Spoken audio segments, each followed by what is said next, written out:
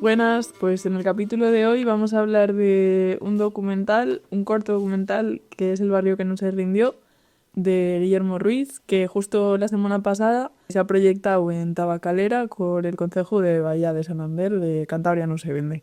Que bueno, creo que a nadie ya le sorprende que las prestamos aquí, que estamos en la organización y bueno, como fue un acto guapo y el corto es un corto que nos gusta mucho, pues nos parecía interesante poder comentarlo también aquí en el programa, profundizar en cosas que igual no dieron tiempo en el acto o comentar entre nosotras cosas que allí igual pues tampoco nos dieron tanto tiempo a hablar.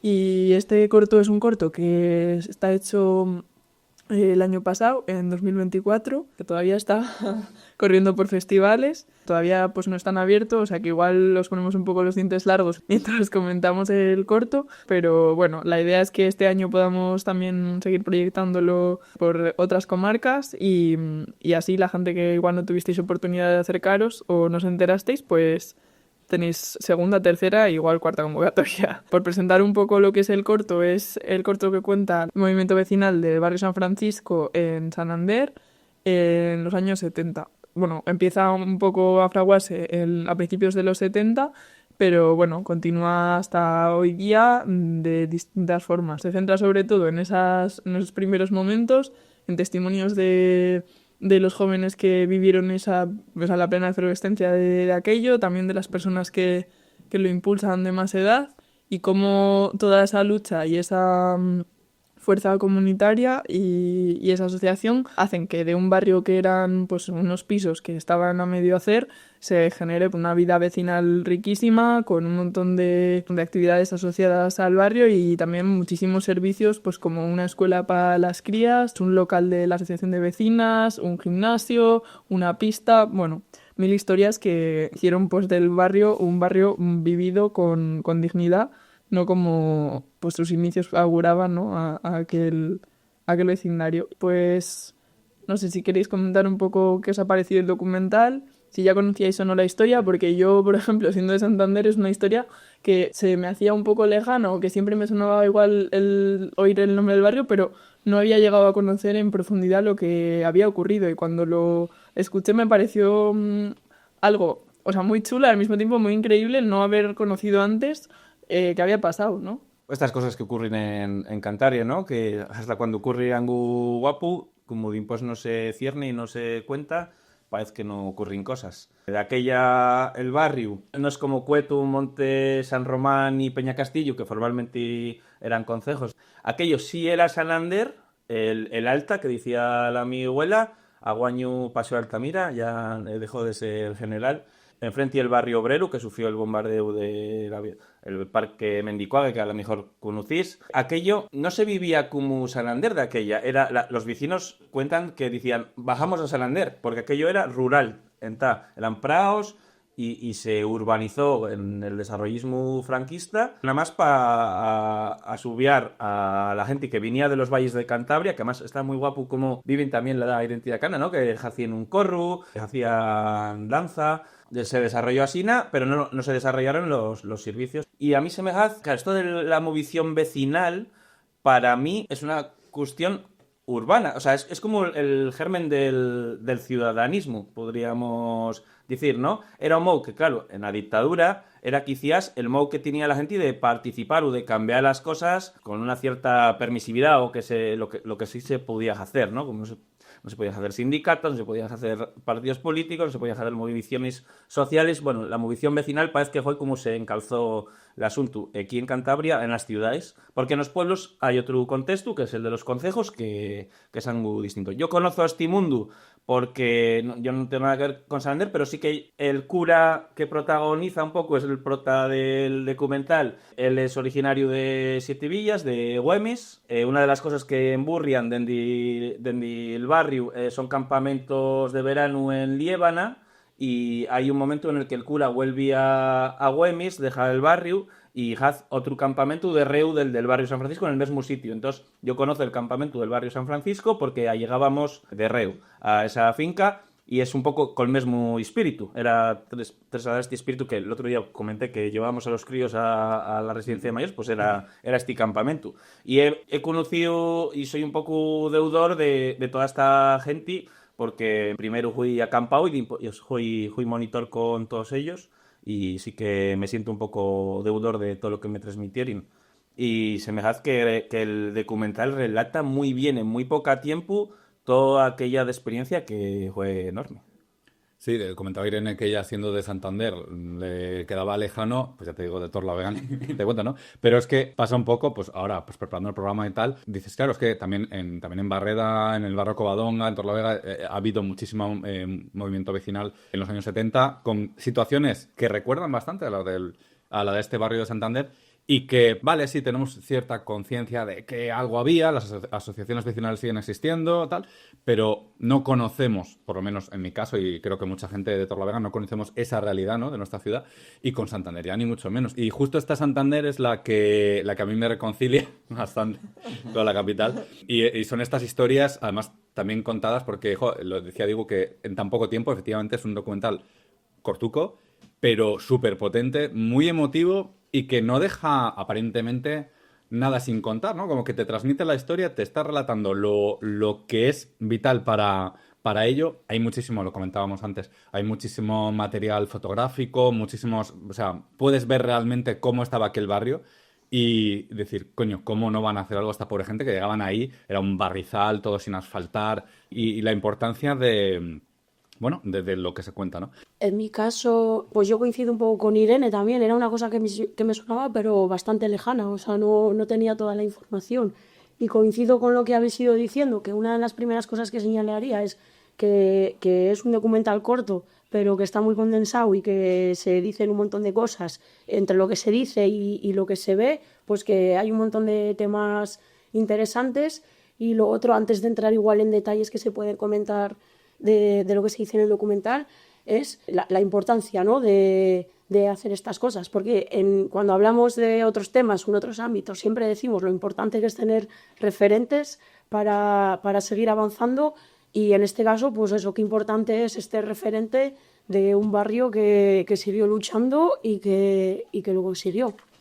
Total, y referentes también en el audiovisual, porque a mí me hace muchísima ilusión. O sea, no es tan fácil encontrar películas optimistas que hablen sobre lucha, ¿no? O sea, como que retraten victorias, ¿no? Que es una cosa que hemos hablado varias veces y que tenga que ver, pues eso, con lucha social o con asociacionismo y demás. O sea, a mí por lo menos siempre se me ocurren como 3 o 4, que es como Pride, una que es como Pan y Rosas, o el 47, ¿no? Como que hay, o sea, igual el 47 es la que tiene como más que ver con el rollo vecinano, pero como que siempre son cosas que parece que se nos hacen, o sea, claro, producciones muy caras, muy lejanas, y de repente ver un proyecto hecho con tanto cuidado y tan, o sea, pues eso, tan bien, que está contando nuestra historia. Yo pienso que el otro día en el acto vino mucha gente a verlo, en parte porque había gente del barrio, pero también había lo que sentíamos un poco después, en el momento así más extendido después del acto, es que también había mucha gente que, como nosotras, conocía de oídas, pero que le acaba trayendo porque quiere saber un poco más.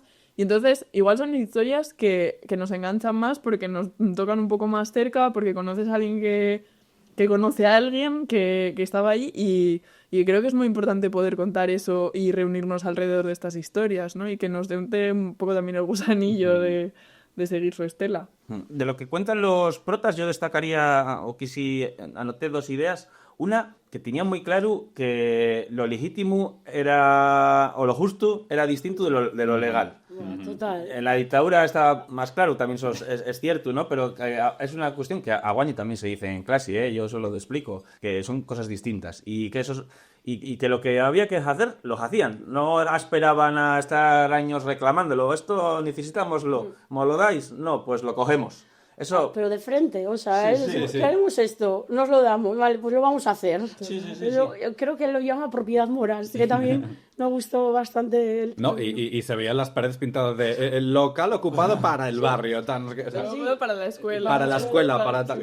Y que salía en el periódico, o avisábamos, mañana vamos a ocupar este local. Que lo sepáis. Mañana aquí vamos a construir un corru, mañana vamos a hacer un gimnasio, mañana la biblioteca. Eso presta mucho. Y otra idea que a las movilizaciones sociales nos cuesta mucho que lo entienda la gente de los partidos políticos a una vuelta, es esta idea de apartidismo, de unidad popular que no de dejar, no de apoliticismo, porque que hay más político que cambia, que decir, necesitamos zonas verdes, necesitamos biblioteca, necesitamos una educación, ¿no? O sea, es muy político, pero es una política quizás un poco de sentido común. Y sí que dejan muy claro que dejaban el partidismo y las siglas de cada uno a la puerta. Y que ahí no se iba a hacer, no sé cómo dicen la palabra, pero como que no iba cada uno ahí a llevarlo para su terreno. Y esto es algo que no siempre reivindicamos en CNSV, que necesitamos también espacios asina y que cuesta a una vuelta que la gente que está en los partidos políticos entiendan que necesitamos espacios donde el partidismo quede un poco paprao y que nos ajuntemos por encima las siglas. Pues una mujer concretamente dice que también me llamó la atención, bueno, que se habían construido unos lazos y una unión,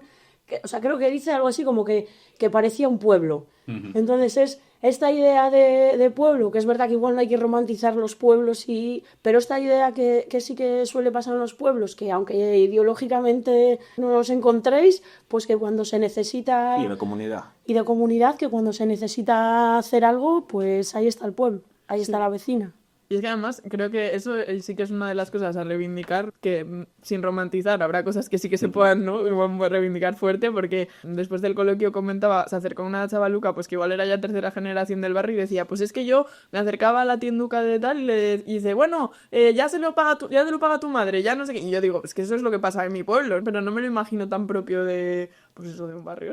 A ver, eso que aunque mi madre le traía por el camino a la amargura, eso lo hacía yo con el kiosco de mi barrio en Torlavega, Claro. en el centro de Torlavega. Quiero decir que no es tan lejano y se puede seguir, o sea, puede seguir existiendo, porque al final el barrio, tenga conciencia de ello o no, sí que hay más o menos un conocimiento de, pues, este te conoce porque esta es la hija de no sé quién, tal, sobre todo en Cantabria, que no tenemos grandes ciudades. Entonces es algo posible y algo factible. Voy a brincar hasta la final porque se elabora el tema. Para un poco de cómo cambia la realidad guañu, de que ya es distinta la convivencia, quizás no se hizo un trabajo de integrar o de acoger, o no sé cómo lo decir. El caso es que es verdad que ya cambió un poco, pero en ta guañu hubo a luchas vecinales por salvar el parque Mendicuague cuando quisieron hacer el parking soterráneo, salvar la Encinola. Hace poco se reivindicó también la cuestión del bombardeo, ¿no?, contra el bombardeo y la acordanza histórico. O sea, el barrio sigue tuviendo algo que dices, bueno, aquí evo lumbri porque quedan,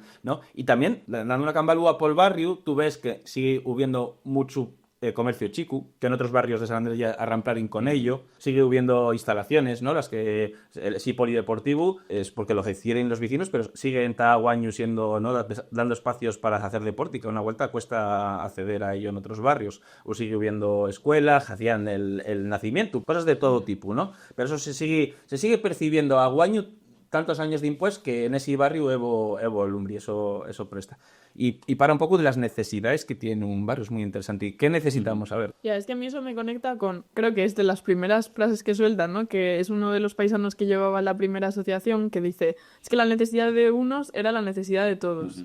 Y a mí eso me parece que es súper ilustrativo de cuál es el motor que alimenta toda esa lucha y todo ese movimiento todo ese tiempo, pero también creo que conecta un poco con el final del corto, o sea, en el que se comenta también que igual las necesidades que hay ahora no son las mismas, que a la hora de organizarse o a la hora de es más complicado porque está todo un poco más difuso en cuanto a objetivos, ¿no? Porque claro, cuando no tienes nada más que casas no mal puestas, pues igual es mucho más fácil identificar cuáles son tus necesidades, pero igual cuando ya tienes esos básicos es mucho más complicado ponerte de acuerdo para cuáles van a ser las siguientes necesidades después de lo básico, ¿no? Y a mí eso es lo que creo que me resonaba para pensar que ahora ese movimiento vecinal, a menos que igual no haya una amenaza concreta, ¿no? Porque antes de que empezara a hablar hablábamos, pues el mercado de Puerto Chico, de repente quieren hacer un McDonald's y eso nos parece fatal y esta es la amenaza concreta contra la que vamos a luchar.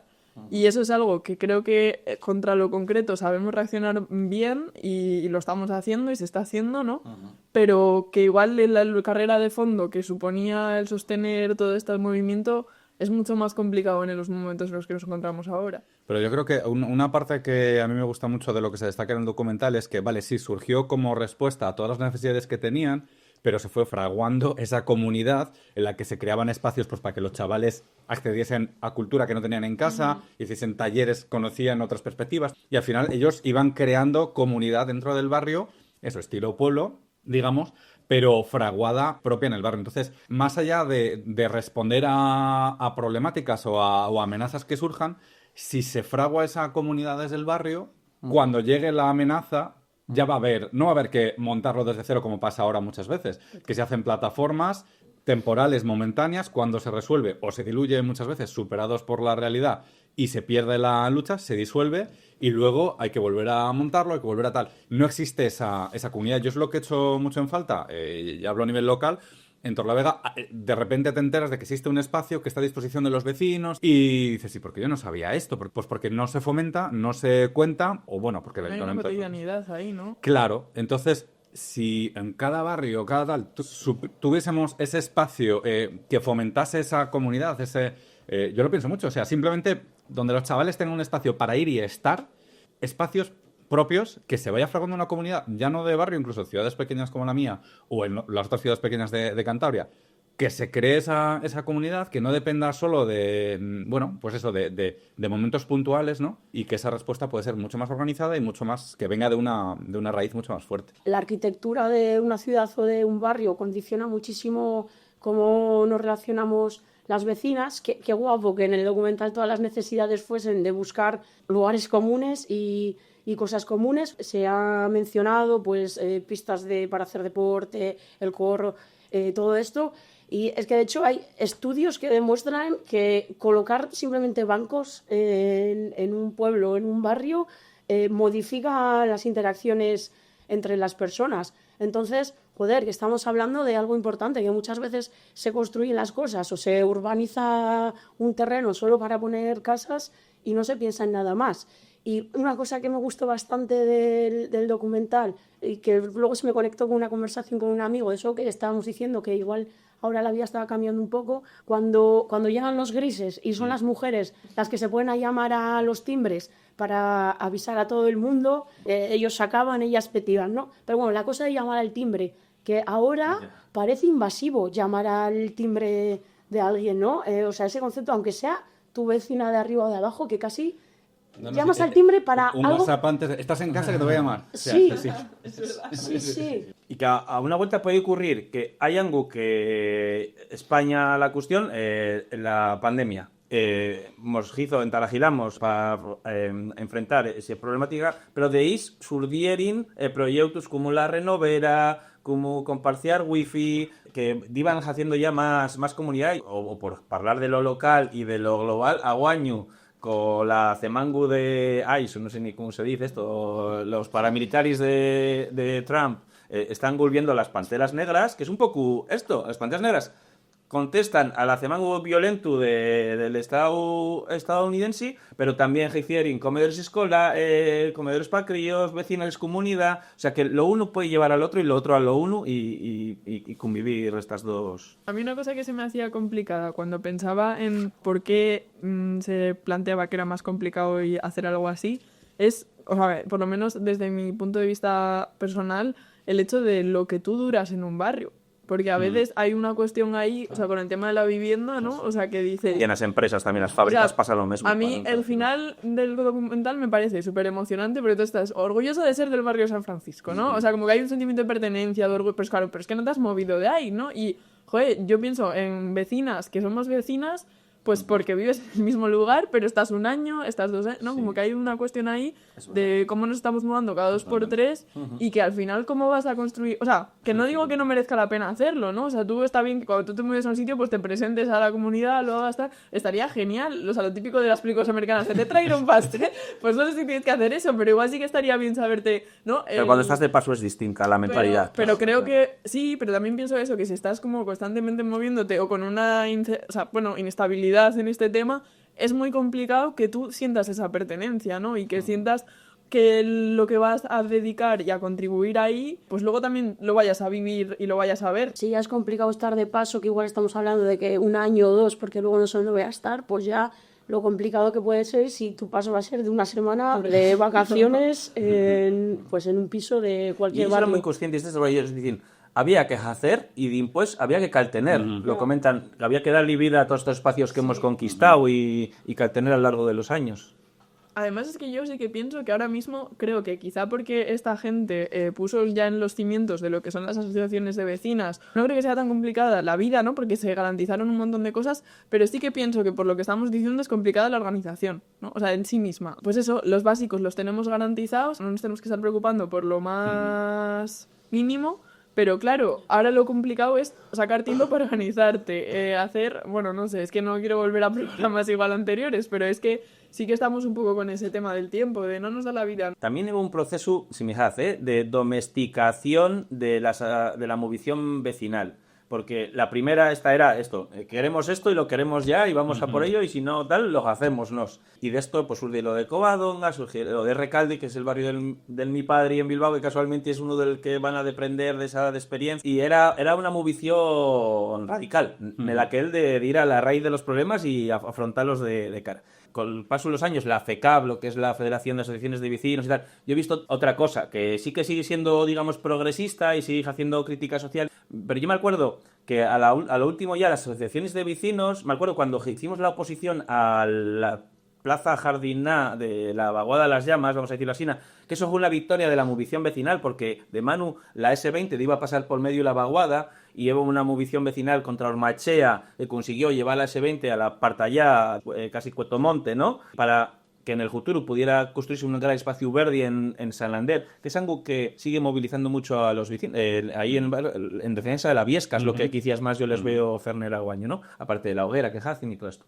Bueno, el caso que yo asistí con la movilización ecologista a un encuentro de movilizaciones vecinales y venía el concejal de barrios de San Ander y vi cómo, digamos, que el concejal de barrios acemangaba a las asociaciones vecinales con quitarles las agudas públicas, las subvenciones, que era quizás lo que más hacían a Guañu, que era entaragilar viajes turísticos y demás, o sea, como que ya las asociaciones vecinales tenían otro aquel menos político y más administrativo, de ocio y muy dependientes, que esta es la gran, siempre esta tensión que hay en las movilizaciones de accedemos a agudas públicas y demás, pero eso nos va a mediatizar, nos va a limitar pues, la independencia de poder reivindicar y demás. Y yo asistí como el ayuntamiento acemangaba a estas asociaciones vecinales con quitarles las agudas y eso les retraía de ser más reivindicativos. Y si mirad que Aguaño está volviendo una cierta movilización vecinal, pero son estas que surgen nuevas y que no dependen o no están tan vinculadas al ayuntamiento. O hay unas asociaciones vecinales que son como pro ayuntamiento y otras que son independientes.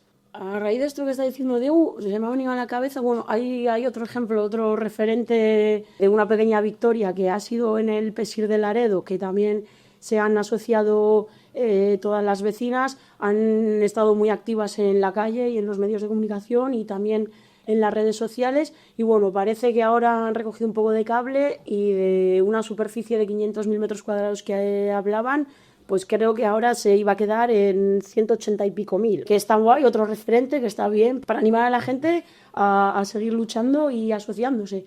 Pero también hay un pensamiento que es, esta gente a veces parece que lanza una burrada, tú te pones a luchar y entonces de 500.000 metros cuadrados pasas a 187.000, que creo que sigue siendo una barbaridad, sobre todo porque no está justificado, porque hay naves industriales en otro polígono que abandonas, no está justificado, ¿no? Pero bueno, ya han pasado de 500.000 a menos de la mitad y entonces es una victoria, sí que lo es. Pero bueno, no sé si es una victoria un poco... Bueno, es ir avanzando. Es que la victoria total quizás es muy complicada, pero lo ves muy en el aparcadero de caravanas que quisieran hacer en Cuetu, ¿no? Ahí donde sí. Mataleñas, que fue la movilización vecinal de Cuetu, que es una de las que históricamente también se ha movido mucho. Yo me acuerdo cuando la ley de espectáculos, que también era muy activa, y han conseguido cosas, no han conseguido todo lo que reivindican porque no quieren asfalto, pero van dando pasos y las victorias también te animan a decir, la lucha sirve y vamos avanzando. Y bueno, lo de la utopía y que vas caminando, ¿no? Que ya llegarás.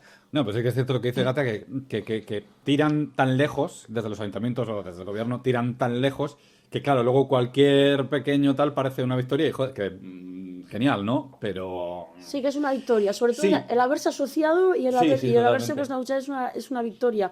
Pero que igual analizas y 180 y pico mil metros cuadrados sigue siendo un disparate. Y luego lo que comentaba Diego de esa domesticación de las asociaciones vecinales, con excepciones, con momentos, eso en Santander ahora, joder, pues todo lo que estáis comentando, Puerto Chico, Mataleñas, pila cosas, está volviendo bastante fuerte, pero joder, yo lo veo por ejemplo en Torlavega, que por ejemplo ahora Barreda pues tiene temas de suciedad, olores y demás cerca del matadero, están con, se les había prometido zonas verdes, están bastante cabreados con el tema, igual arrancan con cosucas, pero por lo demás ves la agrupación que hay de asociaciones vecinales pues reuniéndose cada 2 meses o cada 6 meses con el alcalde, en reuniones totalmente pues de para hacer la foto, de puro trámite, sí, pues queremos esto, pues enseguida lo damos, como una institucionalización muy suave de esa asociación vecinal. Entonces es bastante peligroso ese acercamiento. Claro, también es un éxito, ¿no? Hemos conseguido hablar de tú a tú con el ayuntamiento, ya, pero a cambio de perder quizá ese agarre o perder esa reivindicación fuerte y asumir, pues, eso, ese lugar común como,